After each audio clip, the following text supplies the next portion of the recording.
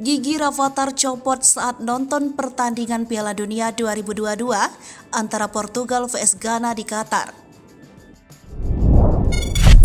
Rafathar dan Raffi Ahmad saat ini masih berada di Qatar untuk menyaksikan pertandingan-pertandingan besar di Piala Dunia 2022. Sebelum kembali ke Indonesia, mereka menyempatkan menonton satu lagi pertandingan tim besar yaitu Portugal vs Ghana. Namun ada cerita menarik saat mereka sedang menonton Cristiano Ronaldo CS bertanding. Di tengah pertandingan, Raffi Ahmad mendapati bahwa satu gigi Rafathar tanggal. Hal itu kemudian dibagikan ke Instagram story-nya. Dalam video tersebut, tampak Rafathar menunjukkan satu gigi yang sedang dipegangnya. Saat sedang menunjukkan giginya itu, Rafathar tanpa sengaja menjatuhkan giginya ke bawah kursi penonton. Raffi Ahmad pun langsung menenangkan sang putra bahwa apabila gigi atas copot maka harus dibuang ke bawah.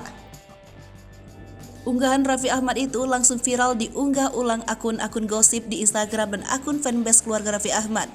Warganet menganggap bahwa momen gigi Rafathar copot itu juga jadi sejarah lain di perhelatan Piala Dunia 2022.